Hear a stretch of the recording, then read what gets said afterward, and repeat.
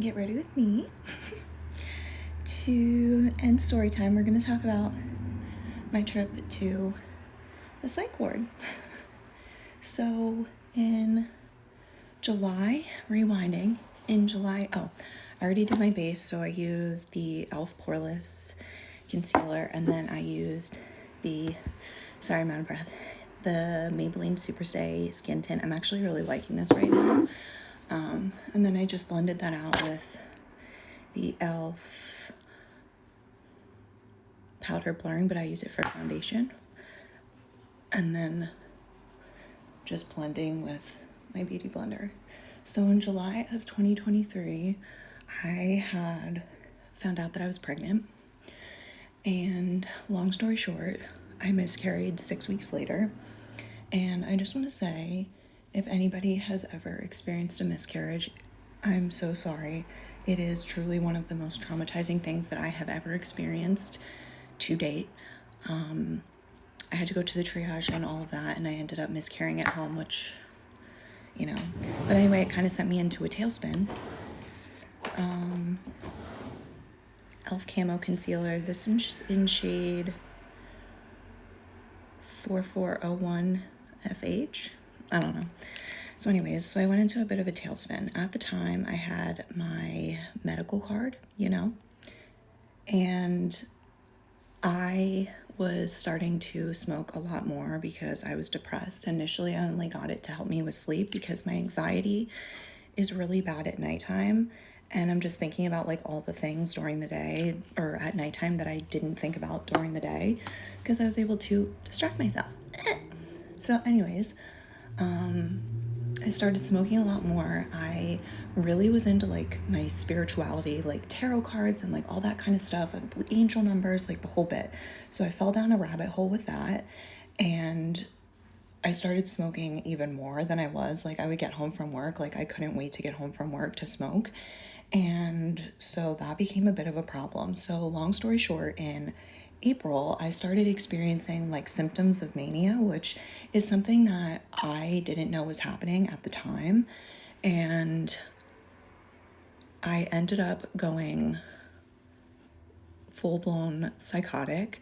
I experienced weed psychosis and full-blown mania. I was manic for an entire week, maybe even a little bit longer. And it took my boyfriend a couple days to convince me to check myself in. So I eventually checked myself in. I go to my boyfriend's sister is in the medical field, and she got me into a facility that was overnight, and then I got transferred to another facility the next day. And when I was there, I will tell you that it was the most traumatizing experience I've ever had. So we had roommates, and my roommate was someone who, I don't know if I'm supposed to say trigger warning, she was a cutter.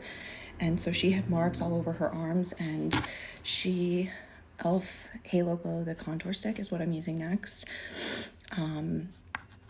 She had started to do interesting things where she would pull her hair out and she would hang it on the shower wall, and then she would blame me for it. She had somebody in the room with her, with us at nighttime, that had to watch her sleep, and eventually she did something that she was not supposed to do, and she blamed me for it, and I lost my shit because I was still manic, and I lost my shit, so I needed to get a new roommate.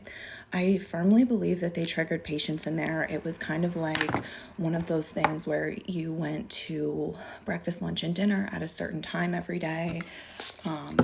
No one was allowed to talk to each other in the cafeteria. There were other units that were in there with us, and you weren't allowed to talk to them, and I thought that was really strange. So I went against what you're supposed to do, and I started talking to everyone. I would go up and I would ask them how they're doing, how their lunch was. Everybody looked at me like I was crazy, and I guess I was in fact crazy. So that's why I was there.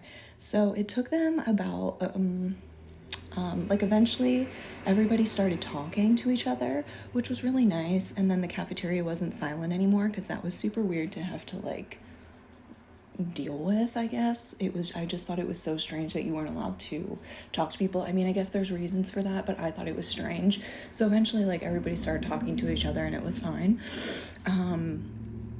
And then it was like getting close. So my due date was supposed to be on April 22nd of this year. So I would have a 6-month-old right now.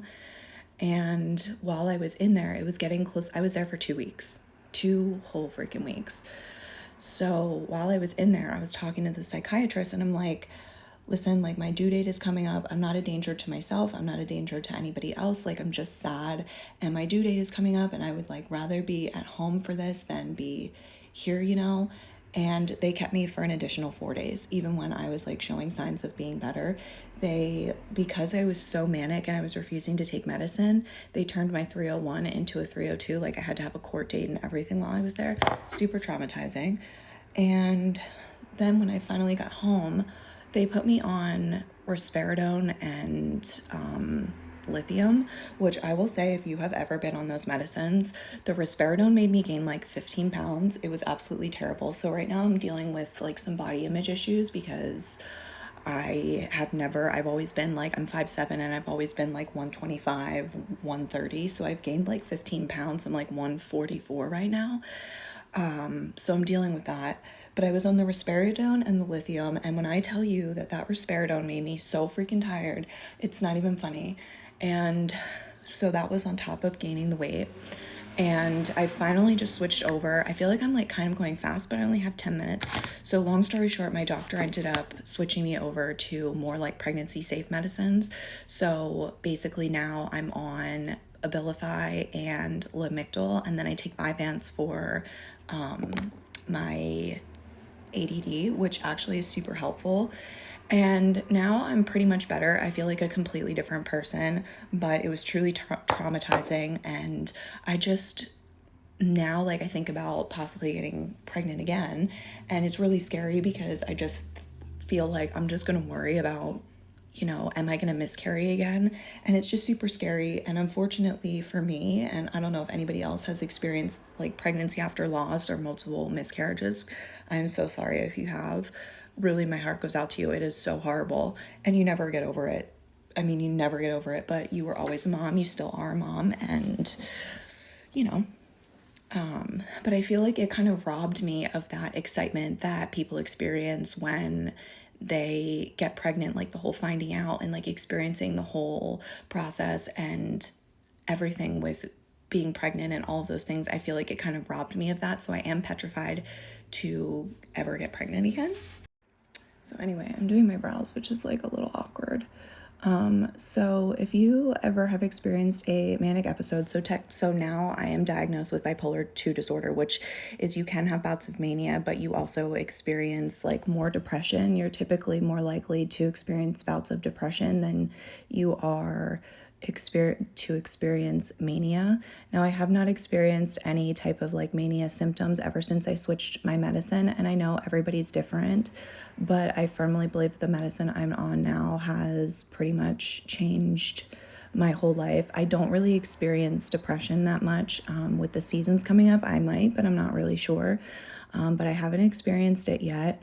My entire outlook on life has changed completely. I like firmly believe that everything happens for a reason. I believe that, you know, as sad as it is, my miscarriage happened for a reason, that perhaps maybe my body wasn't healthy or it wasn't ready. And that's like a really hard thing. I've had to do like a lot of therapy because I just was having trouble moving past it. But I like firmly believe now that, you know, everything happens for a reason, like I said, and maybe my body just wasn't ready, or maybe it wouldn't have been a healthy pregnancy. So anyways, that's my story about my trip to the psych ward. I never ever hope I have to come back. They were so mean in there, and I firmly believe it was more traumatizing being in there than the manic episode itself. So yeah, I think that's it. Okay, bye.